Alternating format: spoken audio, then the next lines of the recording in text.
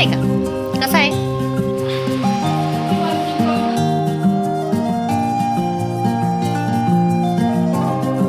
नमस्कार फ्रेंड, कसे आहात तुम्ही? आय होप की तुम्ही सर्वजण स्वस्त मस्त हेल्दी आणि हॅप्पी असाल.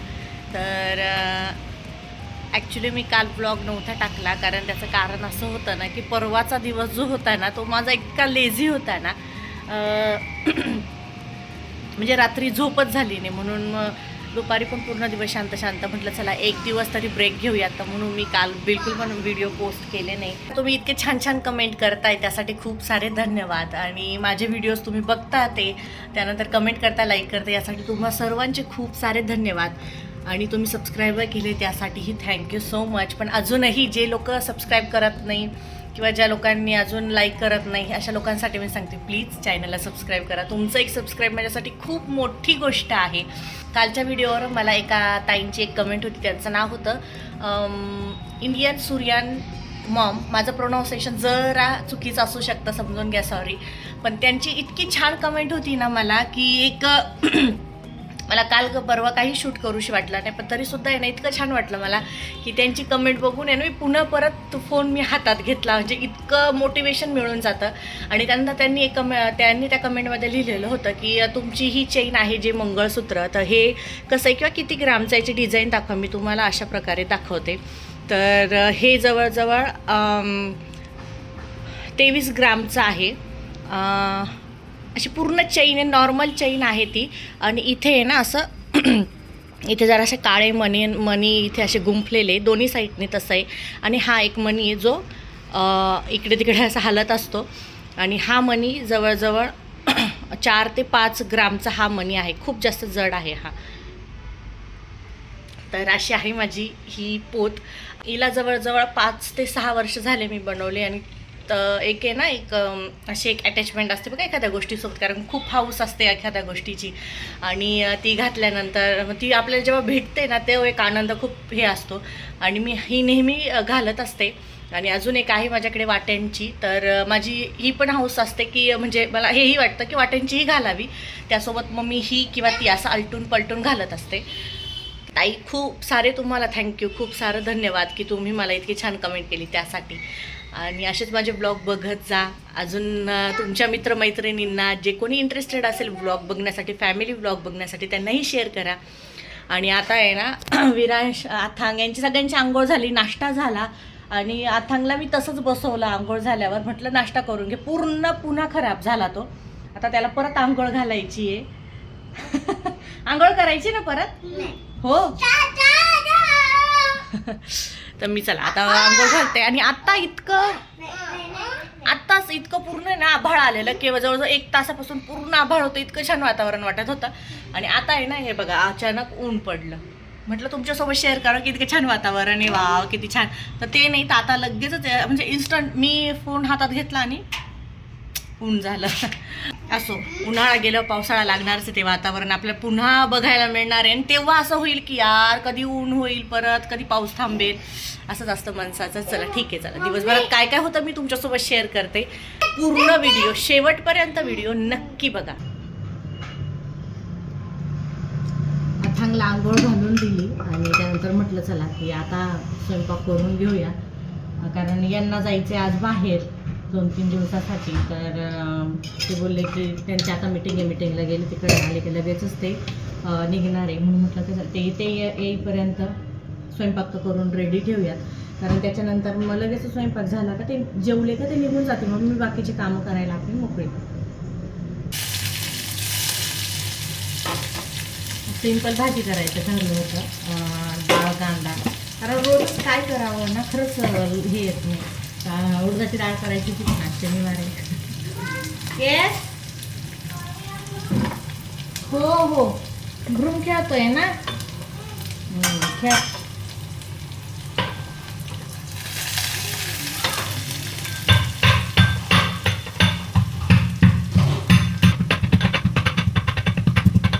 वातावरण एकदम असं आभाळ आलंय.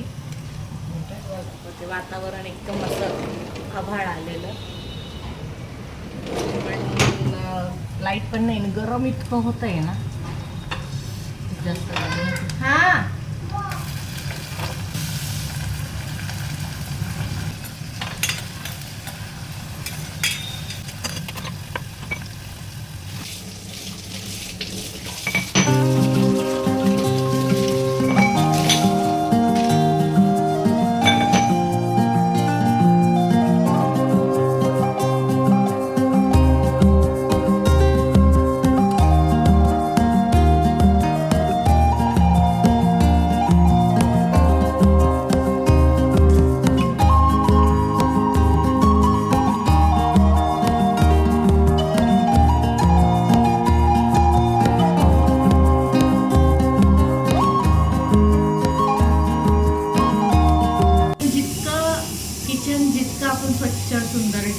तितकं काम करायलाही मजा येते.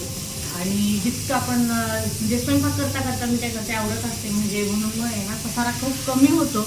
आणि पसारा कमी होतो त्याबरोबर मग जास्त असं आवरायला पण लागत नाही. आणि खूप वेळात किचन आवरलं जातं जर आपण किचन आवरायला. म्हणून जोपर्यंत स्वयंपाक चालू आहे थोडं थोडं मध्ये मध्ये ना मी असं क्लीन करत असते म्हणजे जेणेकरून स्वयंपाकालाही पटकन होतं, सुचतं. पहिली गोष्ट महत्त्वाचं म्हणजे सुचतं सगळं आपल्याला. आणि दुसरी गोष्ट म्हणजे पटकन सगळं होतं. आणि जेव्हा आपण लास्टला जेव्हा सगळं झाल्यानंतर आपण जेव्हा किचन आवरतो ना तर जिथे आपल्याला 10-15 मिनटं लागणार असतात जिथे आपल्याला अर्धा तास लागणार असतो ना तिथे फक्त आणि फक्त 15 मिनटात आपलं आवरलं जातं. म्हणून ह्या काही टिप्स ज्या मी फॉलो करते ते तुम्ही फॉलो करा जेणेकरून तुम्हालाही किचनमध्ये जास्त वेळ घालवायला आवडेल आणि जास्त वेळ तुम्हीही स्पेंड करू शकता किचनमध्ये.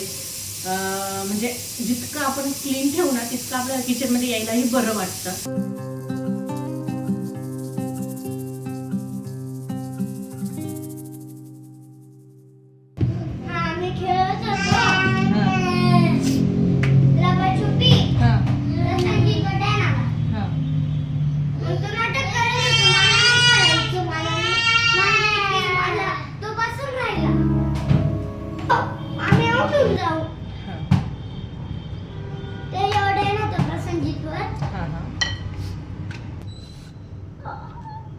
काय आईस्क्रीम विरांश म्हणजे आईस्क्रीम इथे मला आता एक पार्सल रिसीव झालंय. म्हटलं चला ह्या पार्सलचा आहे तुमच्यासोबत एक व्हिडिओ बनवते.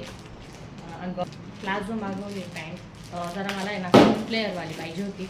नको ना बेटा वाजव विरांश 2 मिनटं घे ना आता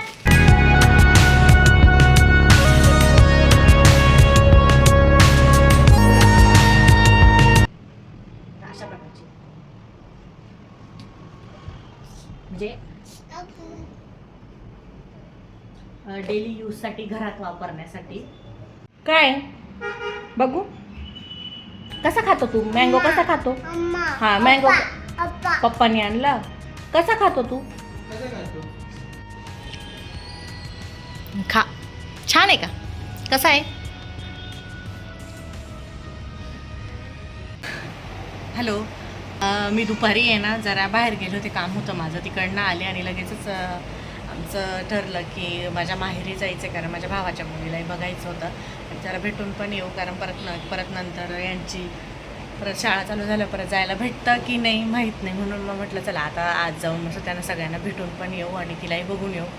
तर तिथंच जाण्यासाठी निघालो आहे आम्ही. आवरले आमचं आणि लगेचच आम्ही पण निघतो आहे. आता संध्याकाळचे 6:30 वाजले.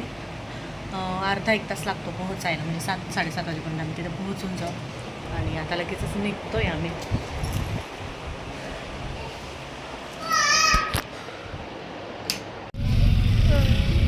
आता एवढा खाऊ घेतलाय त्यांना.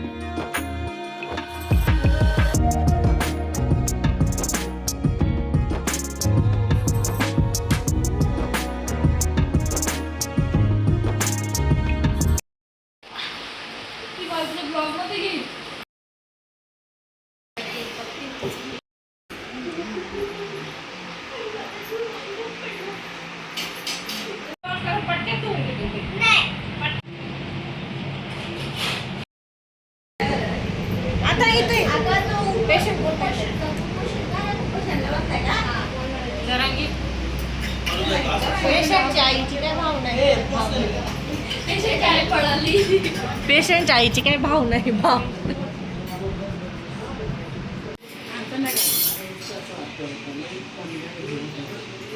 भाऊ हाय कर एक भात खाल्ला नाही का याचं ताट पाहून या तरी याला रस देते मी.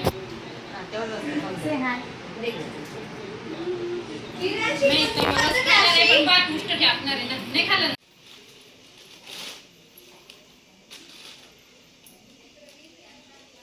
जर आजचा ब्लॉग थोडा जरी रिलेटेड वाटला असेल ना तर प्लीज लाईक करायला बिलकुल विसरू नका.